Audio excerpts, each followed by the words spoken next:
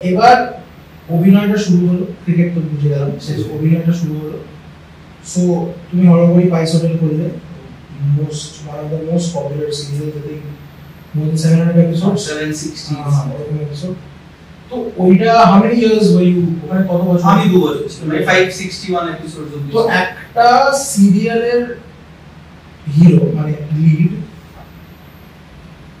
মানে যারা যায় না তাদের জন্য তুমি একটা দিন পেইন্ট করো, যে একটা দিন কিভাবে চলে তোমাদের শুটিং ফ্লোরে পৌঁছানো থেকে শুটিং ফ্লোর থেকে বেরিয়ে যাওয়া। একটা টাইমের পর রোবটের মতন চলে, বাট একটা মোটামুটি বলো। ধরো সকালে আমি বলছি, ধরো আমি হিরোর কেস, 8টায় কল যদি হয় তাহলে হিরোর কল 9টায়। ওকে, তো 9টায় তুমি গেলে শুটিং ফ্লোরে, মানে তুমি মেকআপ রুমে ঢুকলে। এবার আমি যেহেতু খুব একটা মেকআপ করি না, স্টুডিও ফিক্স মাটি, তো গেলাম, ওই গান ফান চালিয়ে দিলাম। মানে আমার যেরকম, আমি কাউকে ভুল বলছি না, আমার কনসেপ্ট যে আমি একা বসবো, আমার রুমে সবাই একা, এভরিওয়ান।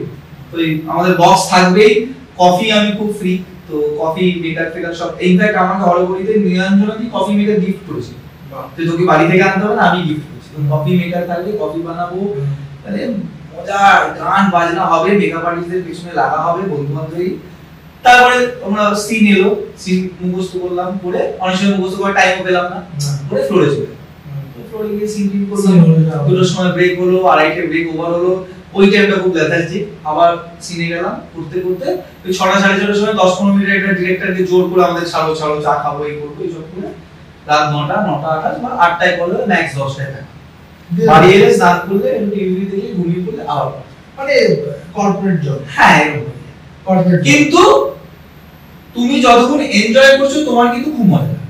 কারণ আমি তোমাকে বলছি, আমি হরগরি, আমি কোন প্রজেক্টই কিন্তু আমি এরকম না যে আমি আমার রুমে বসে আছি, সব সময় কিছু না কিছু করছি। আমি হরগরির এক্সপেরিয়েন্স করছি। আমাদের মেকআপ রুমটা একটু বড় ছিল, ওখানে ব্যাগ ছিল, কস্কো বল, আমরা কাঁচ ফাঁচও ভেঙে দিয়েছি। ইনফ্যাক্ট আমাদের একজন ডিরেক্টর ছিল, তাকে আমরা বলেই দিয়েছিলাম যে আমাদের আধ ঘন্টা শীতকালে বিকেলটা ছাড়তে হবে, আমরা ক্রিকেট, সেটা আমরা যিশুদার থেকে নীলাঞ্জনাদের থেকে পারমিশন করি, আমাদের ছাড়তে হবে, তুমি অন্য ক্লোজ না, অসুবিধা নেই, কিন্তু আমাদের ছাড়তে হবে। তো আমরা খুব বাওয়াল করে কাজ করছি। কিন্তু অনেক হাউসে এমনও কাজ করি যখন তুমি বাইরে বেরোতে পারবে না, চুপ করে বসে থাকতে হবে। তো আমার এটা খুব প্রবলেম। আমি জেনারেলি একটা হাউস বাদ দিয়ে আমি কোন হাউসে এরকম এতটা স্ট্রিক্ট, বাকি সবাই কুল, মানে listen until you deliver, it's okay, and you are delivering in front. That's good. এখন ডেলিভারি মানে ক্যামেরা getting the TRPs, তো ওটা নিয়ে কোনো ইয়ে নেই। দেখো আমাদের টেলিভিশনে আমার পার্সোনালি মনে হয়, তুমি যতক্ষণ টিআরপি দিচ্ছ তুমি বিরাট আর্টিস্ট, তুমি দারুণ পার্ট করেছো, প্রজেক্টের টিআরপি নেই, তুমি অ্যাক্টিংই করো। It's very sad. কারণ আমি যখন দেবী চৌধুরানী প্রথম করেছিলাম, তখন দেবী চৌধুরানী যখন লঞ্চ হয়েছিল চ্যানেলটা অল বেঙ্গল সেকেন্ড বা থার্ড হয়েছিল, বিশ্বাস করো আমি তখন অ্যাক্টিং এর হয়তো এর প্রথম দাগটা শিখেছি। 4 লাইন ডায়লগ থাকলে আমি ভয় পেতাম, তখনও দারুণ পাঠ হচ্ছে, কি হচ্ছে বাবা, দারুণ হচ্ছে, একটা টাইম এখন সত্যি কি দারুণ হচ্ছে। উইথ টাইম আমি এটা বুঝলাম, দারুণ আমার অ্যাক্টিংটা হচ্ছে না, কিন্তু টিআরপিটা দারুণ দিচ্ছে, তাই আমি যা করছি সবই হচ্ছে। তো আজকে আমি এটা সৌরভকেও জিজ্ঞেস করেছি, অনেক সব অ্যাক্টরদের জিজ্ঞেস করেছি, তুমি টেলিভিশন সিনেমা, দেখো সিনেমা আমরা সবাই করতে চাই। আমি সিনেমা করেই টেলিভিশনে এসেছিলাম। আমার ওই কনসেপ্টটা ছিল যে না, আমি যখন ফার্স্ট রং রুট করি আমার আর প্রীতি, তো তখন আমাকে স্টারের লোবাদি ফোন করেছিল যে আমাদের শো আসছে, তাই তখন বলে দিয়েছিলাম, আমি তখন রাজস্থানে ছিলাম, মামের ফোটে, না দিদি আমি এখন করবো না।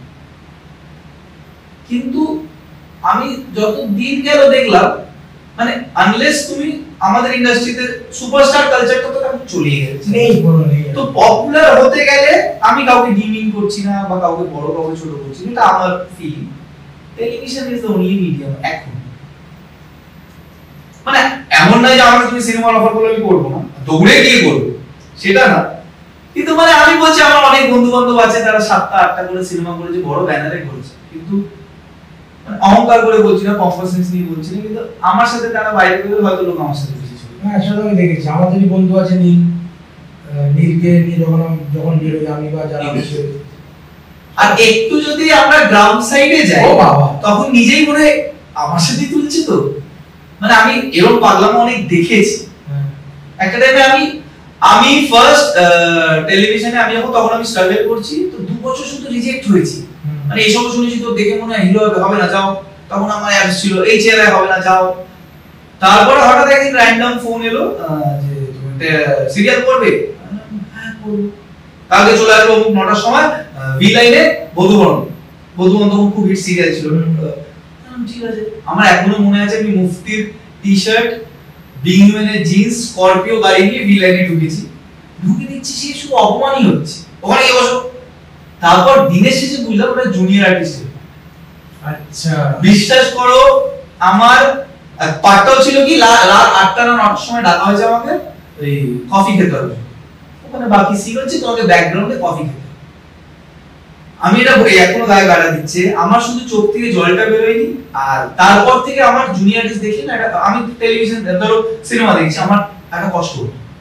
আমি এখনো ইনস্ট্যান্সটাও বলে দিচ্ছি, বাজানি ভাইজান দেখতে গেছি কুকুরুকু গানটা, অনেক ক্রাউড আমার দেখে না, আমি কথা বলছি এখানে আমি নেই তো, এরও একটা কাজ করতাম। কিন্তু ওই হয় যে কাট টু, মানে আমি এটা অহংকারের সাথেই বলতে পারি, আমি সেই ভি লাইন থেকে যখন বেরিয়েছিলাম, পাশে ড্রাইভার ছিল, তো আমি কাঁদতে তো পারছিলাম না, কিন্তু ওই যে একটা কোথাও বলে দিয়েছিলাম এই স্টুডিওতে সেদিনই ঢুকবো যেদিন হিরো হয়ে ঢুকবো, নাহলে কোনোদিন আসবো না। কাট টু রিসেন্ট আমি গেছিলাম, যেখানে আমি গাড়ি রাখবো কোথায় সেটা নিয়ে ঝগড়া হচ্ছিল, বসবো কোথায়, সেখানে যেখানে কেউ গাড়ি রাখে না, রাহুল তুমি এখানে গাড়িটা রাখো। তো এইটা আমার দ্যাট ইজ লাইফ। ঠিক আছে ভাই, এতটুকু আমি অ্যাচিভ করি, দ্যাট ইজ লাইফ।